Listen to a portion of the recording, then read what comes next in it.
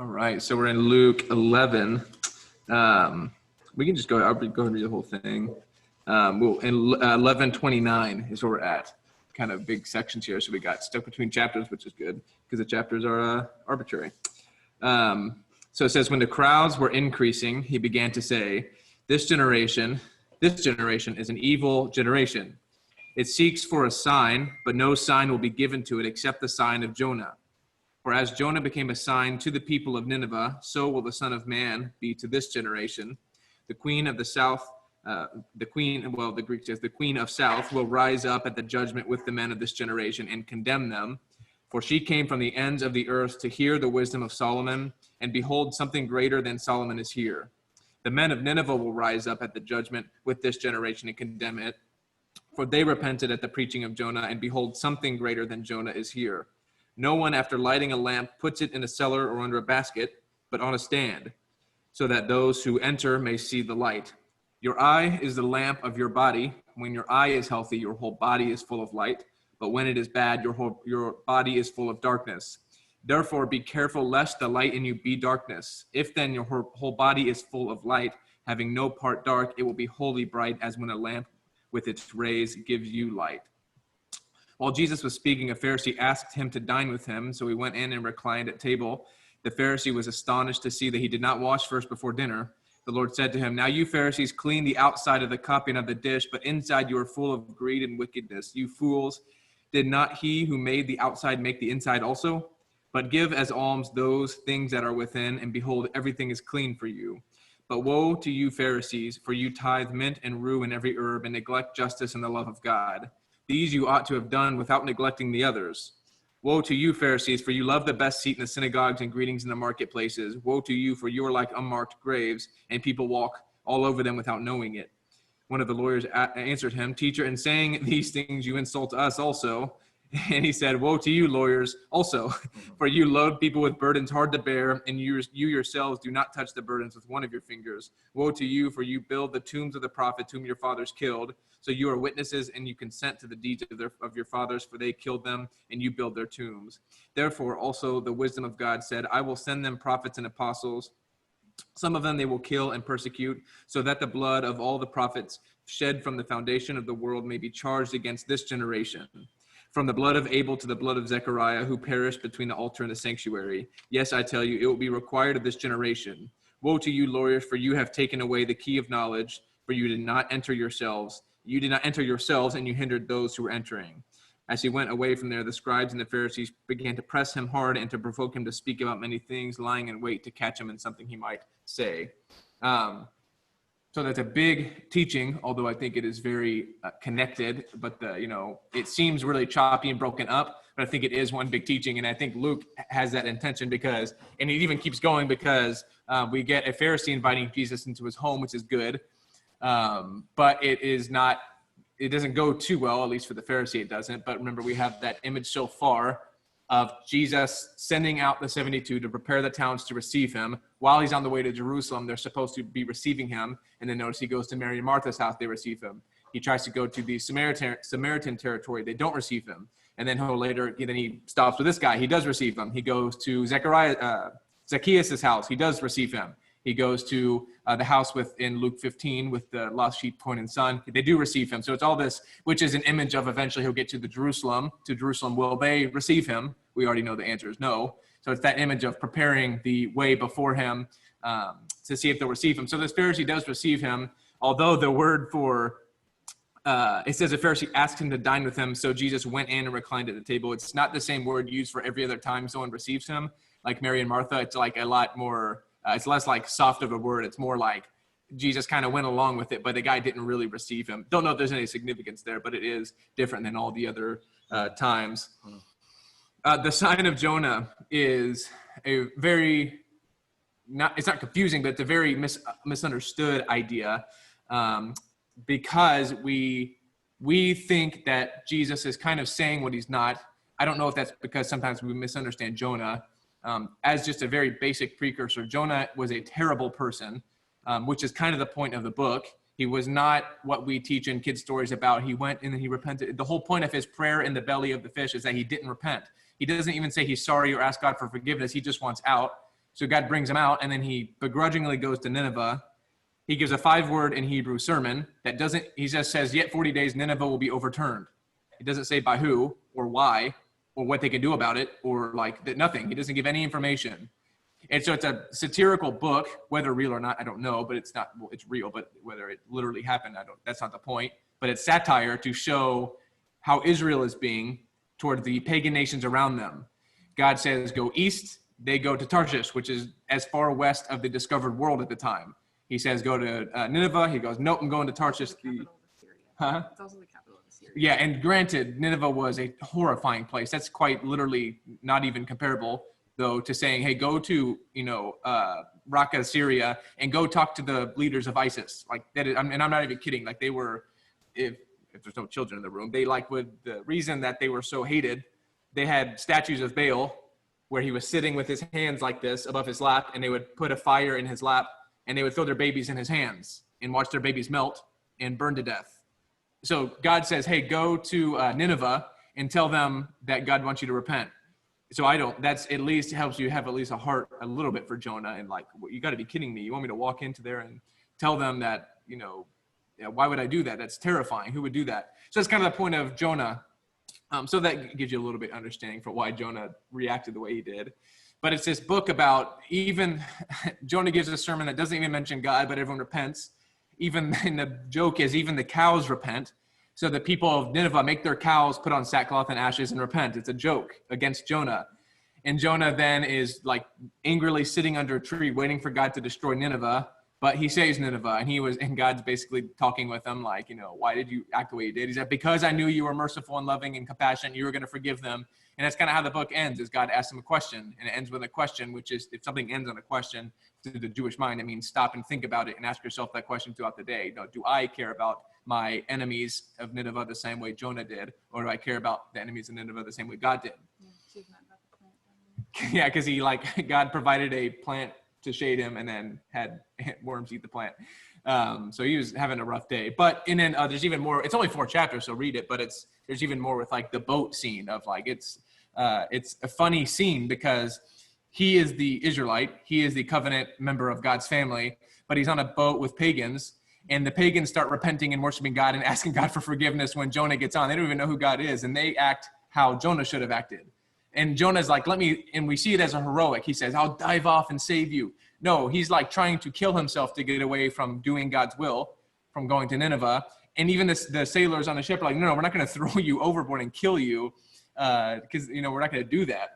So he's doing this cowardly thing to try to kill himself to get away from obeying God. And even the pagan sailors on the ship who don't know God are like, no, we can never do that to someone who's like, so it's just it's a satirical story about an allegory for Israel and how they're being to the nations around them. But the sign of Jonah is not that. What's funny to me is Luke doesn't even mention, Matthew does, where he says, for as Jonah was in the belly of the fish for 3 days and 3 nights, so will the Son of Man be. Luke doesn't even mention that, doesn't even mention it. It's not that he doesn't know it, but I think the point is to Luke, that's not the sign. I don't think even to Matthew that's the sign, but I think to Luke, that's not the sign of Jonah. And it's not that it's a sign for them, because it's not that, okay, you want a sign, I'm not going to give you a sign, but I will give you a sign, which is when I die and resurrect, that'll be your proof that I am who I say I am. That's partially true, but it's not a sign for them. It's a sign against them. It's an anti-sign.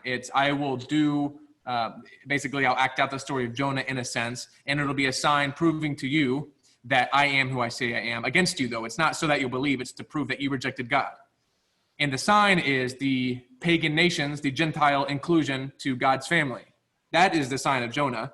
And that's why Luke doesn't even mention the death and resurrection. But he says, you seek a sign, you'll get the sign of Jonah. For as Jonah became a sign to the people of Nineveh, so the Son of Man will be to this generation.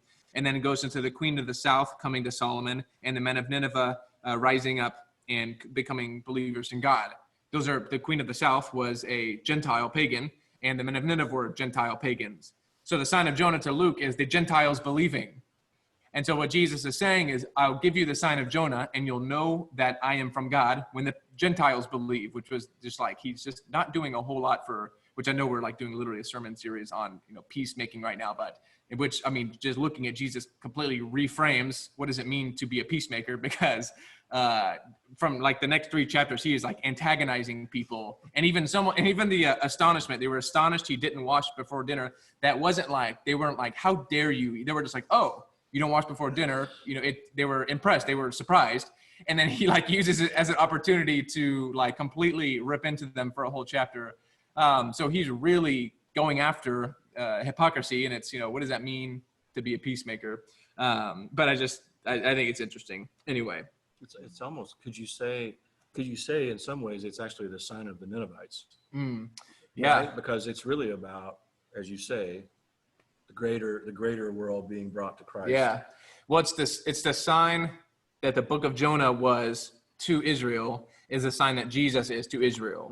And the sign was that, hey, look how you rejected God. Even the cows are repenting, and you still don't want the heart of God. And then it'll be, look at the Gentiles becoming a part of, I gotta be careful with this, but the Gentiles being grafted into Israel, being grafted into God's people, covenant family. That'll be a proof to you that you rejected God's kingdom, which then gets into theology of Paul saying the branch is broken off, used as an object lesson of the branch being broken off, Gentiles being grafted in.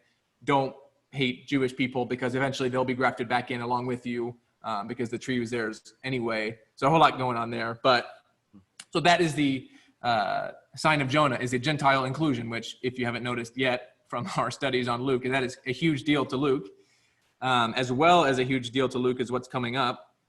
He doesn't finish in the same sentence. He says, first he says, something greater than Jonah is here, and something greater than Solomon is here. I believe when he's talking about the temple, and he has a very interesting discussion in Matthew about, it's an in-house controversy of Hillel Shammai, do we do this on the Sabbath or not? His summary statement is, someone greater than the temple is here. Someone greater than Sabbath is here.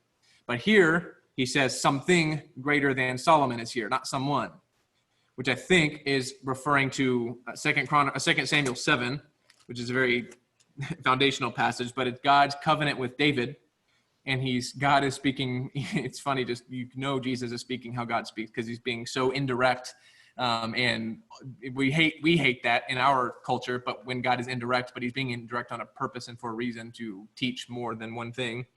But in 2 Samuel 7:11, it says, I will give you rest from all your enemies, talking to David. It says, moreover, the Lord declares to you that the Lord will make you a house when your days are fulfilled and you lie down, meaning when you die, David, you die with your fathers. I will raise up your offspring after you, who shall come from your body, so he's human, and I will establish his kingdom. He shall build a house for my name, and I will establish the throne of his kingdom forever. I will be to him a father, and he shall be to me a son. So if you just read that part, you would think, okay, he's very clearly talking about Jesus. They were not thinking that, because they didn't know what he's talking about. But he's saying someone will come from you, so he's human, but someone will, so he's human, but he's also Israelite, and he's also from David's line. So that's like a bunch of boxes being checked. And he will establish his kingdom. He will be to me a son, and I will be to him a father. That doesn't necessarily imply divinity. It's just David was a son to God in the same way Israel was a son to God. So it implies a very special relationship, but not necessarily divinity.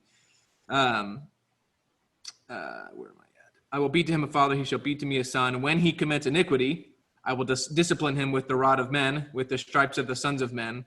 But my steadfast love will not depart from him, as I took it from Saul, who I put away before you. And your house and your kingdom shall be made sure forever before me.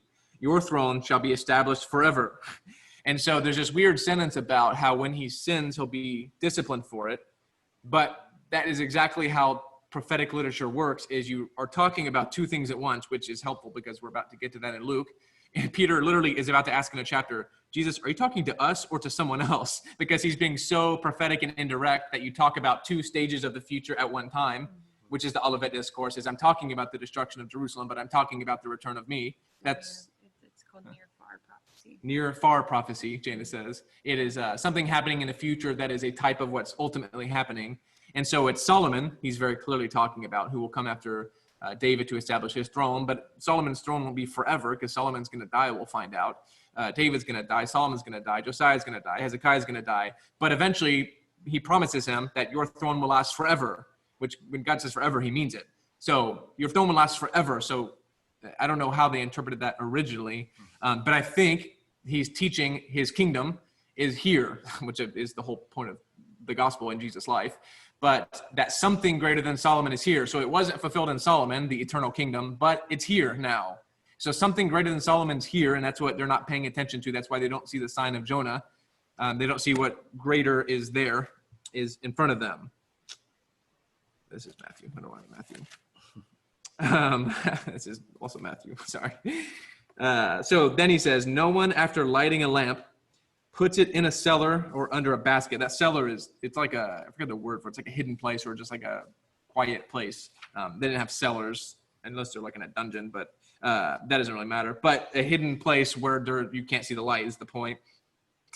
Or under a basket, but on a stand so that those who enter the house may see light. Your eye is the lamp of your body. So he then gets into this other teaching, which it's funny because if you ask someone to teach about this, they'll immediately go to the Matthew version. Same thing with the lamp of the body. We'll go to the Matthew version because it's less cryptic. It makes more sense. It's almost seems like it flows a little bit better. I think the lamp, he's not just talking about, hey, shine your light before people and be a good person so that they'll know God. That is partially what he's talking about, but it's a little bit more nuanced and deeper than that, as it always is. Israel is the lamp and the light to the world.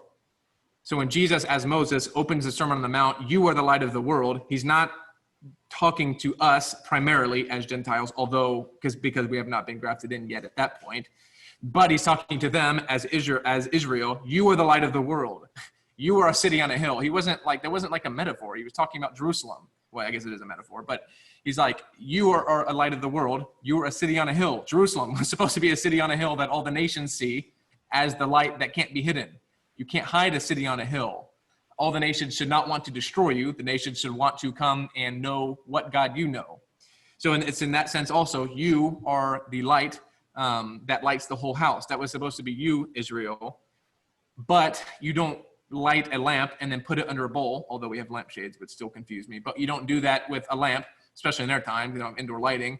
You don't light a lamp and put it in a closet and shut the door. But so I think what he's saying is God did not make you a lamp and light to the nations so that he could hide you and not have you be effective or do anything, which is immediately that you see how that connects to the sign of Jonah, which is the whole point of Jonah was he didn't want to be a light to the nations. So then he goes into this story, this metaphor about I didn't put you as a light in the middle of the world to the nations so that I could put a lampshade on you and cover you up and put you in a closet, but I put you on display before the whole world. I didn't do that on accident. It was on purpose. Your eye, and this is where it gets a little, dicey, if you know what he's saying. Your eye is the lamp of your body. When your eye is healthy, your whole body is full of light. But when it is bad, your whole body is full of darkness. So there's two things going on here. Two possible things going on here, and I'm seriously torn between them. It's more obvious in Matthew, and I know what Matthew's saying when he's talking about your eye, your good eye, and having a good eye or bad eye, and your eye being light. You're having a good eye in the Jewish literature from Proverbs is being generous and being righteous towards others. If you have a good eye, you walk past someone begging on the street and you see them and you recognize them with your eye, and you have a good, generous, righteous eye, and you pay attention and you see the needs of the people around you, that's having a good eye. Having a bad eye is talking to someone and making it all about you and having a conversation with them really so you can just ask questions you want to ask. And then, having a bad eye is not seeing the felt needs of people around you, not seeing the pain people are in. That's having a bad eye, is walking around blind, not seeing. So that's a good eye, bad eye. That is very, very clear in Matthew, because in Matthew, he's talking about generosity and tithing and not worrying about money and not being anxious about money. And so Jesus' teaching in Matthew is to relieve yourself of reliance and anxiety about money, learn to have a good eye, meaning it's a trust exercise, basically, is if you want to know that God will provide for you, start giving your money away. That's how you know God will provide. And then more will come, like if it's not supposed to be about you, but it's the point is you'll learn a better understanding of money when you start giving it away and see God provide for you, and you're generous to those around you, having a good eye. You see the needs of people around you and you provide for them, whether out of your money or whether out of your time or your energy or your resources. That's what love God with all your strength means, is not just your physical strength, but your resources, your bank account, your might, your car, your house, your food, everything you've got is how to love God with all your might. So loving people with a good eye is that, seeing the needs of people around you, which is, but there's also in the handout is the Greco-Roman view. That's the Jewish view. This is the Greco-Roman view. is that the light is within you and it comes out of your eye. And so I can see what is in you through what comes out of your eye. So it's possible that, I think it could go either way.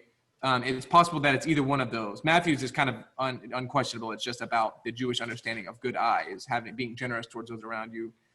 Being right, it's deeper than that though. It's being righteous and considerate of people around you and loving towards people around you, which I think Jesus is teaching here. What is life-giving is not worrying about yourself.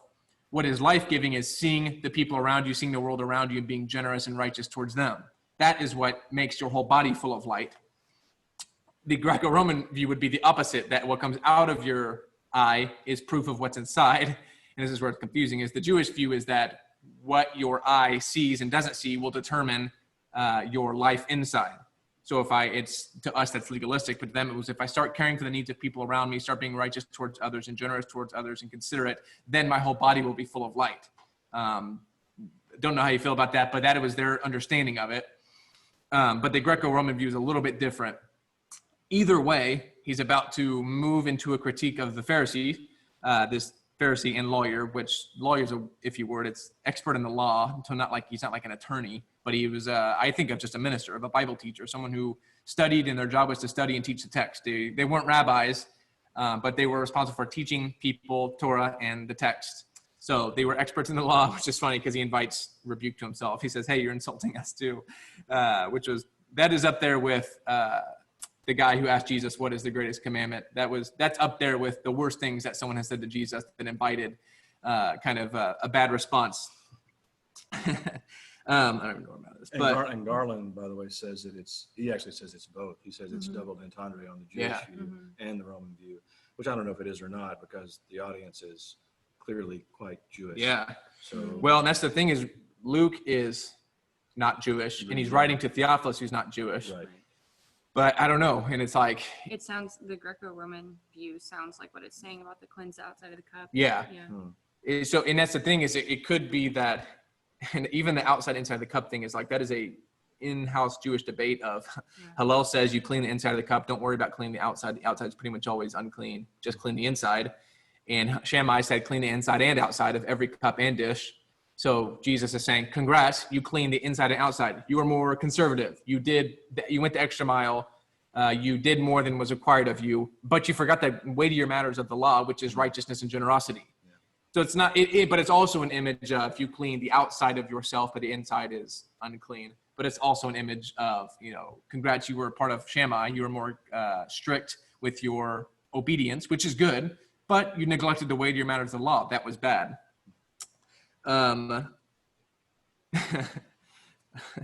So first, for the Pharisee part is there was a debate in Jesus' time about what is called kavanah, which is your heart in obedience. It was, at what place and to what degree is your heart important in obedience? Now, I don't know how you'd even answer that for us. But the idea wasn't, not legalism, but the idea was, if it's not in my heart to obey out of my heart, should I do it still or not? Not disobey, but whatever the interpretation would be at the time. Does my heart need to be in it too? Or could I do the act of obedience and my heart would follow? That was the idea. Is I don't feel like doing this. Should I do it if my heart's not in it? Is that legalistic? Is that obeying from a wrong perspective, from a wrong stance? Or should I do it anyway and hope and pray that my heart follows? And so if I see someone whose car is broken down, I don't feel like stopping to help them. Should I not stop to help them because my heart's not in it and that's dishonest? Or should I stop to help them and hope and pray that my heart follows with that? That was the debate. So I'm talking about, we see them as legalistic, but these are like heavy debates at their time. It's like, it's impressive. So that was the debate. And I think Jesus is definitely going after that a bit, is that your heart is not involved in what you're doing, and it's not following because it's not following your obedience. But first, this is this is a bully text, like I've talked about, but not for us, but it's usually for the Pharisees to beat up on them. One good way, I think, to soften the blow on the Pharisees a bit is all of these things Jesus is going to critique, not specifically, but on broad categories, were Pharisaic ideas they created themselves. meaning in their literature, the word hypocrite being applied to them and the idea of them being hypocritical, they made that up. Jesus is just going along with it, and he's extending it a bit. And they are way harder on themselves in their Pharisee community than Jesus was. They are condemning each other to hell, like on the spot, because they did these little things and they're hypocritical. They were very hard on each other in their own literature. The sages, the Pharisees, had determined before Jesus' time that there were 7 types of Pharisees, 5 bad and 2 good, which shows you how they were. I mean, there is no one more critical on themselves than the Jewish people, especially in Jesus' time. They were so critical of themselves and everything they did. I mean, in a good way, not in a bad way. They wanted to obey with every single second of the day. They wanted to obey God in every way they could. The first kind of bad Pharisee was the Shechmi Pharisee, which is shoulder, means shoulder, where we get Shechem, where the story with Jacob and Leah and stuff happened, where I forget the details of the story, but the men went and got circumcised so that they could marry someone's daughters. And that was a shoulder Pharisee, where they basically just went to obey God so they could marry someone. They didn't really care all that much, so they just wanted to do it so that something good could come from it. They called shoulder because they wore their obedience and their good works on their shoulder like a badge of honor. That's where they got the shoulder Pharisee from. They are the people, and that's where Jesus says, you lay heavy burdens on other people's shoulders. You lay strict obedience on other people's shoulders, but you don't help at all with it. So you wear your very strong and conservative interpretation of, I don't want to say legalistic because that word is thrown around so much. I don't think it means what we think it means, but because trying to obey God is not legalistic. If you think it saves you, that's legalistic, but it's that trying to obey God with every second of your day, that is not legalistic. That is what the whole point of life is, that we would love God with all of our heart, soul, mind, strength, time, energy, thoughts, everything. So, but he's saying the point is you lay it on other people's shoulders, but not on your own. You don't help with them. You don't help lift it. You don't help them obey the interpretation you're putting on them. There's a pretty strong rebuke in the Mishnah of those Pharisees that just saying that, don't you realize your heart is of any importance in when you obey, meaning they're saying when you obey, you don't care at all from your heart. You just want people to see you obey. The second was the Kazam Pharisee, which is the bleeding nose Pharisee, which is a really funny one. They were jokingly funny with their, insulting each other. That was a Pharisee who would, it was developed because it was like a Pharisee who would walk down a road. They would see a woman coming and they would lower their head and run into a wall and bloody their nose because they wanted to do anything they could. They would hurt themselves to avoid even looking at a woman, which wasn't the point, was to never make eye contact with another human. That wasn't the point of God's law. But it was a bloody nose Pharisee because they'd go and they'd bloody their nose just trying to obey God. Which is fine, except they didn't think that was too bad, except that they'd go and then make others do that. They'd say, well, if you look at a woman that way and you aren't willing to lower your head and run into a wall, bloody your nose, then that's disobedient. And that, of course, isn't. That would be legalistic, is adding much to that that God didn't add. The other one is the mortar and pestle Pharisee.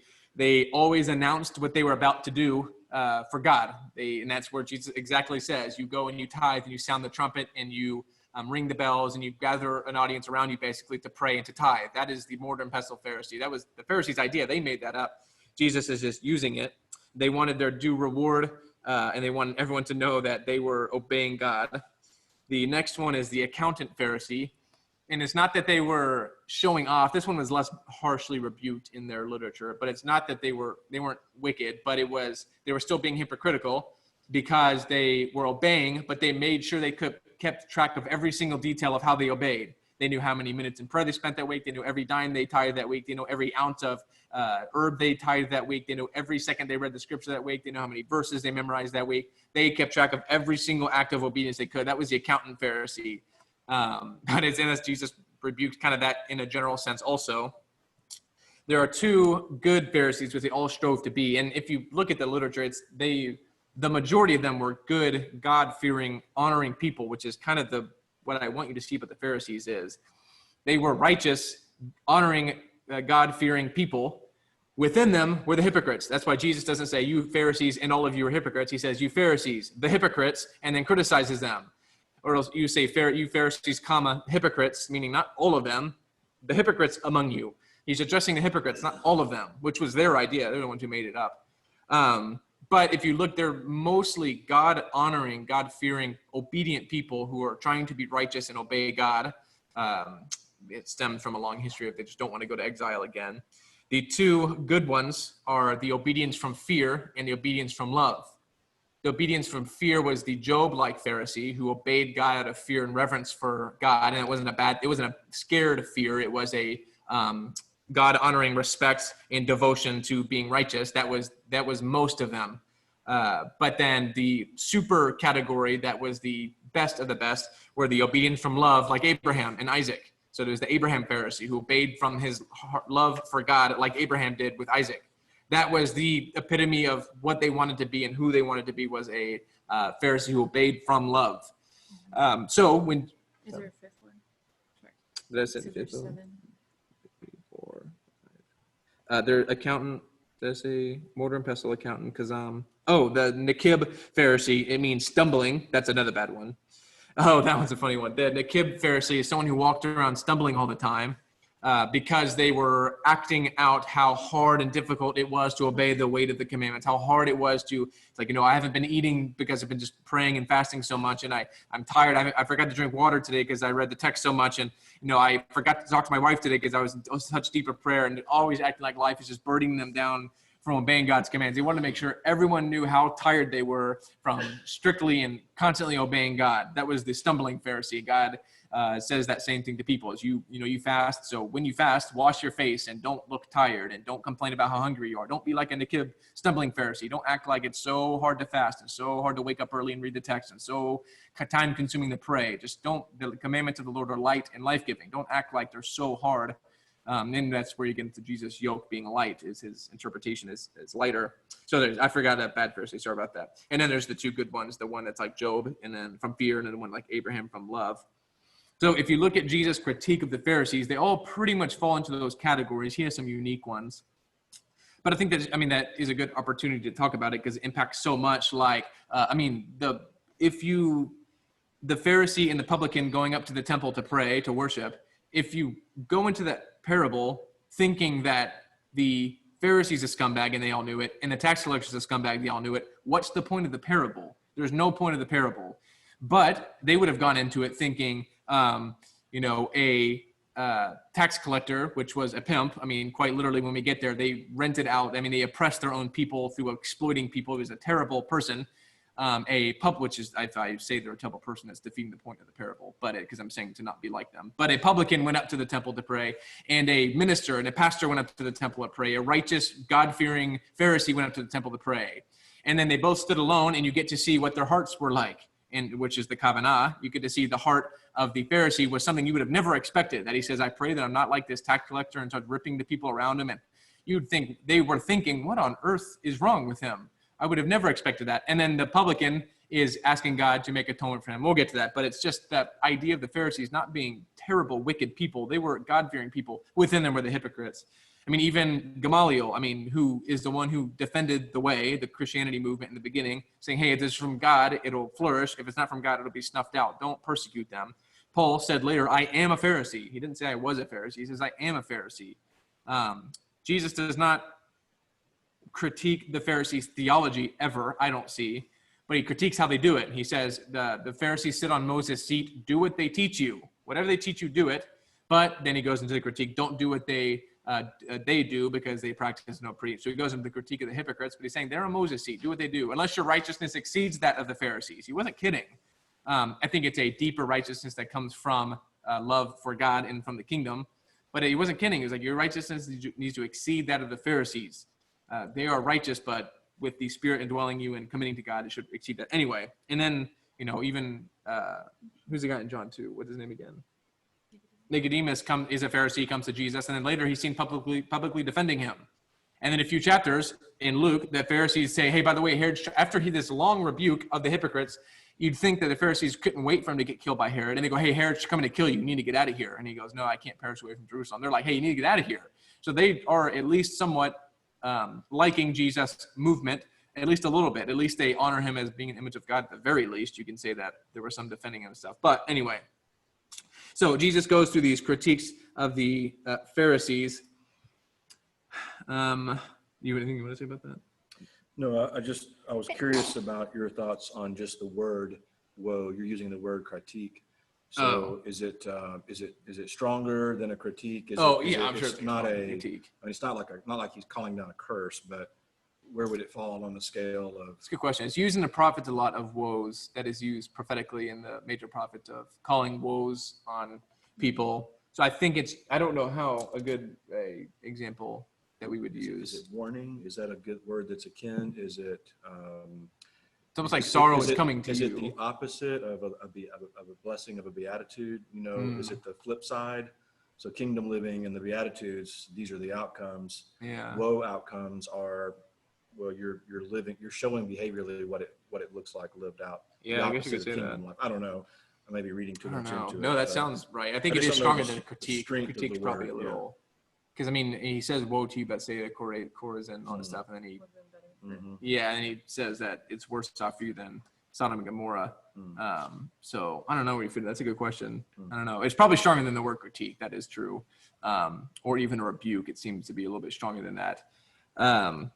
Well, there can be strong critiques. It's a strong rebuke. Critique is not a bad word. It's just, I just don't know. I don't know how strong. I don't know if Jesus is. I mean, is this judgment language? Is it? Even that is like, what is judgment? Warning. Yeah, exactly. So I don't know, and you may have some thoughts on that. Somebody here or in the audience may as well. I don't know, but I don't know that I've ever done a word study on woe. That is hard. Yeah, and even like pronouncing judgment, it's like, well, that is a dicey word because it. That technically means like pronouncing a condemnation on someone. When it says don't judge, it means just don't condemn them until, but and in the same, he's not saying like don't have any discernible wisdom among you, but it's just because in the same passage he's saying, this is not about that, but it's like in Matthew he's saying don't judge, but in the same passage he's telling them how to discern those among them who are truly of God and truly are. So he's like, he's not saying, hey, just leave everyone alone and let them do their thing. So I don't know, it's a hard question. Okay. One thing is interesting with the generosity idea from the I is it immediately goes into about giving alms. Verse 41 or 40, he says, "You fools, he who made the outside make the inside also, but give as alms those things that are from within, and behold, everything will be clean for you. Woe to you, Pharisee, for you tithe mint and rue and every herb," which is interesting because Matthew lists the dill and cumin, which are the Torah prescribed that you have to do those except for dill and cumin, I believe that's correct. But the Pharisees wanted to just go beyond that. They said, well, that's fine, but we want to go beyond the law to make sure we are being extra obedient, which is fine, as long as you don't think it saves you. And it says, we'll do cumin and dill also. And so they did. And so in Matthew, it's more laid out, but in Luke, he says, you're doing all the herbs. Congrats, you did it all. You cleaned the inside and outside of the cup. Like Shammai said, you did all the herbs. Like Shammai, Pharisee said, congrats, but you neglected the weightier matters of the law. And I like that he says, these you ought to have done. He's not saying, hey, throw the oral Torah off. You're making up all, and I've heard it taught like that. It drives me nuts. It's like, look how legalistic they were.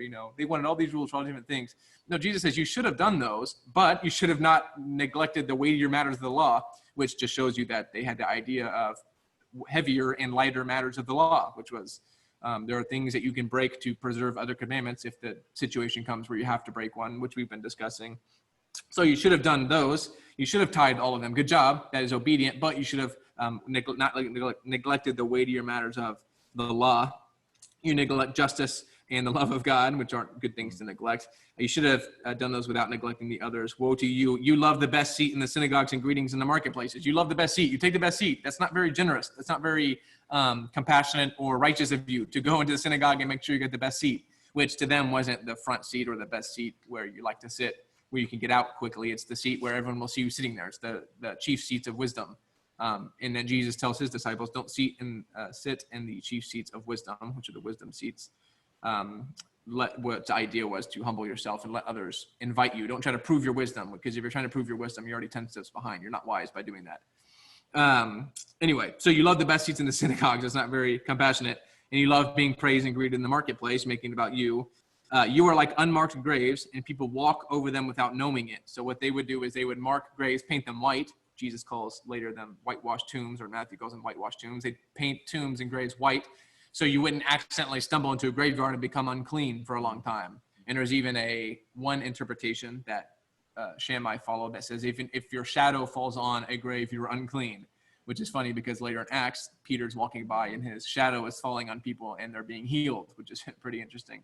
But that was one interpretation. So he's saying you basically are graves that aren't marked and aren't whitewashed. Well, later he says whitewashed, but they're not marked. So people are accidentally becoming unclean and disobedient just by being around you because you're putting such burdens on them that they don't even realize they're becoming more and more disobedient. I just think of people that if you grew up in a very strict, I will throw out the word legalistic household or church community, and then you grew up and then realized what you grew up in, you were becoming disobedient and legalistic without even knowing it. You were thrust into that or born into that, and you had difficulty with that, and maybe you're still wrestling through that. But it's that idea of someone dragged you into this legalistic, difficult, God disobedient life without your knowing it, like walking on a tomb on accident, becoming unclean. What is next? The unmarked graves. Woe to you lawyers also, for you load people with burdens hard to bear, the shoulder Pharisee. You don't touch the burdens, that's not generous or compassionate to others. For you build the tombs of you build the tombs of the prophets whom your fathers killed. So you are witnesses and you consent to the deeds of your fathers, for they killed them, the prophets, and you build their tombs. So he's saying, hey, congrats, you build these great, beautiful tombs, but it doesn't matter because you killed the prophets who are dying in them, who are dead in them. So that is kind of the heart of what he's saying. We can finish up with the Zechariah and the Abel part. Yeah, sure. Be great.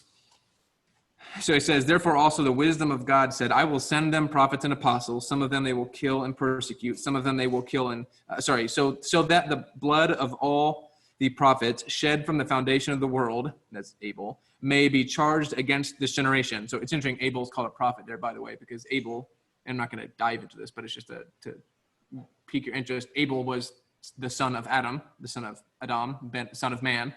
That's what Adam means, is man. So Abel was the son of man. Abel was persecuted for being the son of man, which is the imagery Jesus picks up.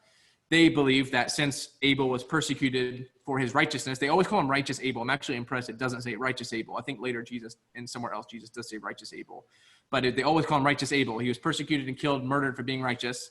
And they believe that in Daniel, the son of man, they knew it wasn't Abel, but it was someone like the son of man, like Abel, who was righteous, they believe that would give him the right to judge and judge the world, was being righteous and being persecuted and killed for his righteousness. So when Jesus says son of man, it's a pact. There's just so much pact imagery in that.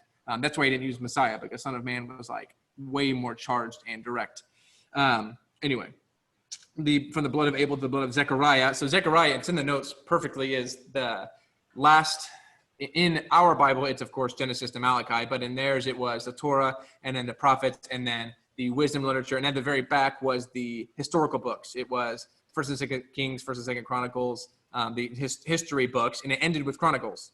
And so their Bible would go from Genesis to Chronicles with a few different things and not yet established in the middle. And the first person martyred in the Old Testament was Abel. And the last person killed was Zechariah in 2 Kings. And it's interesting that the reason he's killed in 2 Kings, Zechariah, is because his father had shown his murderers love. It says they forgot the love that his father showed to them, so they killed him. I thought it was interesting that that's the same reason Abel was killed, is they forgot the love that God showed in the Garden of Eden, so they killed Abel. I thought it was very interesting. That's the same story capstoning the Old Testament in their ordering. And that's the same story Jesus is trying to tell us. They forgot the love God had once showed them, so they killed the Son of Man. It's just, there's so much there. Who was killed between the altar and the sanctuary. It doesn't actually say that. It says he was killed in the temple, but they interpreted that to be between the altar and the sanctuary. I tell you, it will be required of this generation. Woe to you, lawyers, for you have taken away the key of knowledge. You did not enter yourselves, and you hindered those who were entering. So again, you're not being compassionate and loving towards other people. Your eye is bad. And so it says, that is the end of this section, but it says one unbroken idea of the sign of Jonah was that Gentiles believe. The Gentiles won't believe. They haven't been believing because I set you as a lamp to the world. I didn't set you as a lamp to put a lampshade or to put a bowl on you or to put you in a closet. I set you as a lamp so everyone could see, but no one could see because your eye was bad. Here's all the ways your eye was bad. You were doing this, you tied this, and you cleansed outside the cup. Congrats, but you neglected the law. So that's kind of the flow of that. And it still goes, and it goes for a long time. And it says, I guess it says, in the meantime, so many thousands of people had gathered together that they were trampling one another. He began to then teach his disciples.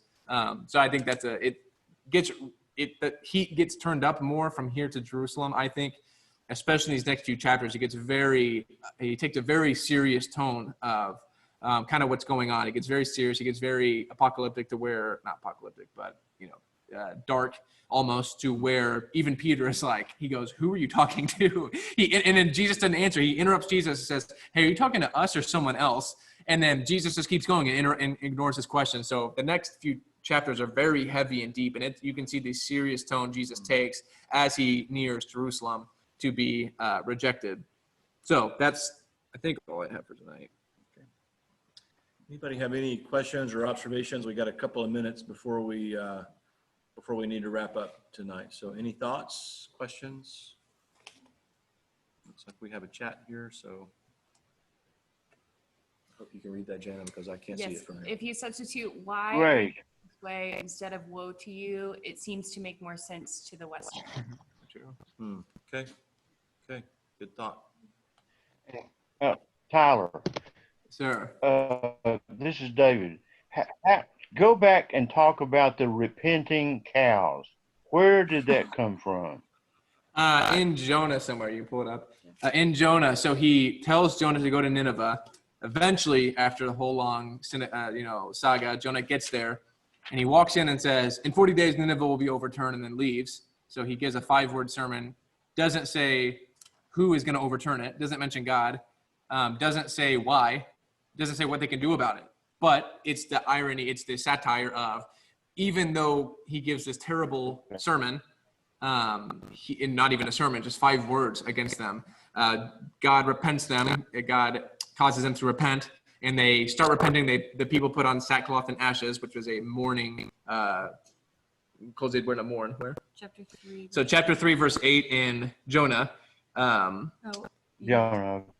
In verse 7, it says, "And he issued a proclamation," this is the king of Nineveh, I believe. "The king issued a proclamation and published throughout Nineveh, saying, by the decree of the king and his nobles, let neither man nor beast nor herd nor flock taste anything." So the cows and animals have to fast too. "Let them not feed or drink water, but let man and beast be covered with sackcloth, and let them call out mightily to God. Let everyone turn from his evil way and from the violence that is in his hands. Who knows, God may turn and relent and turn from his fierce anger so that we may not perish."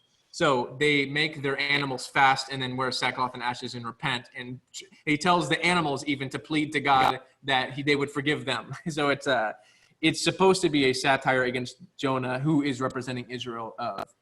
Look at my willingness and ability to forgive the nations around you. Look at your unwillingness to go and help them. To the point where if you'd even walk in and not even mention my name, I'd still forgive them and make their animals repent. So that was kind of the imagery going on there. Man, yeah.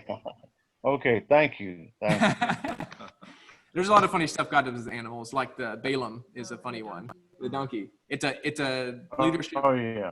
All It's right. a leadership lesson for Moses. It's the same thing that he told Moses, don't strike or speak to the rock, but he struck the rock with his staff, so he was kept from the promised land. Then he tells a story about a man riding a donkey, and he keeps hitting his donkey, and it's the same word. He keeps smiting his donkey. And the donkey goes, "What are you doing?" So the whole point is the donkey knows how to obey God, but Moses doesn't. So God likes to use animals to kind of make people look foolish to show them. And a donkey could figure it out, or cows know how to repent, but you don't. So it's a funny satire. Right. Okay. Thank you. Great question, David. Anybody else have anything before we wrap up? I just like the way that you were able to tie all those seemingly disjointed subjects and be able to see how it flows, how Jesus is actually flowing in his observations of Pharisees. So I just appreciate that. Thanks. Yeah, so I got to cross out the paragraph headings. It's all until it says something like, and then something else happened, and then you can kind of put a break in it. But it's pretty connected from here on out. Yeah, it's like literally until like chapter 14, it is one unbroken lesson. I don't know if he taught that long at the time, but it's one unbroken teaching just flowing in and in and in until they get to Jerusalem. But Matthew's is cool because it bleeds like the end of the parable is like the start of the triumphal entry. It's super cool. Just go look at it. It's like the end of the parable about the king is like literally the beginning of the triumphal entry. It's like his teaching literally, not even joking, quite literally goes up to the line of Jerusalem, because he stops at the line of Jerusalem, where Jerusalem technically legally starts, and says, hey, go get me a donkey. It literally goes up to Jerusalem teaching, and then begins to, like, doing an object lesson down into Jerusalem. It's really funny. That is interesting. I want to go back and review the 7 types of Pharisees this week. It's been a long time since I've been through that. It fascinated me the very first time I heard it. It fascinated me again tonight. Is it a type of Pharisee direct correlate to the woes, or are all represented in this section?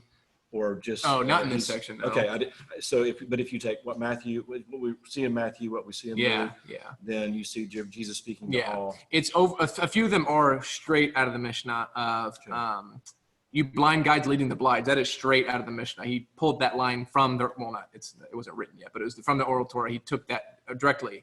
They called each other that. They couldn't stand each other sometimes. And it's the same way in your church community is. You hope that, which is funny because we do it to them, you hope that your church community isn't judged by the hypocrites among you that you know are there. And that doesn't mean we're all not hypocritical. If you're trying to obey God but from your heart, that is a great thing. You can say that you're righteous in doing that. It doesn't mean you're not sinful, but it means you're trying to be righteous. But you hope that your church community isn't judged by the people who don't practice what they preach. But that's what the Pharisees believe. They're like, well, it's the same thing with us. Don't judge us by the Crusaders. Don't judge us by other, strains of heretical Christianity. Don't judge us by that. Judge us by the good that you see. The same thing for them is don't judge us by the hypocrites, because they couldn't stand them either. They were constantly at their throats, and even way worse than Jesus critiqued them. I mean, oh my goodness, Jesus looks, compared to how Jesus critiqued them, they were like literally just every sentence was like condemning them to hell for, they would say you have no life in the world to come. And if you didn't believe in the resurrection of the dead, like you have no life in the world to come, you're going to hell. It's like, all right, so let's take it easy here. Wow. But it's not that every single one is word for word in Jesus. It's that they had 7 ones, and all of Jesus' statements could fit into those categories of the shoulder Pharisee, the nose Pharisee. Those are more obvious. The straining out the gnat to swallow a camel was one, kind of like that, which is a wordplay, but it's so it's not that it's word for word, it's more categories. It'd be awesome to see that in a table, to see all of the teachings and how they tie to that. And we're going to stop there tonight, guys. It's 8:00 on the nose. We'll start back up next week. Thank you all for not yelling out names of hypocrites. We appreciate that very much. Have a wonderful evening, everybody. Tyler, Jaina, thank you all so much. Love you guys, and we'll see you Sunday or next Wednesday, if not before. It is toasty in here for sure.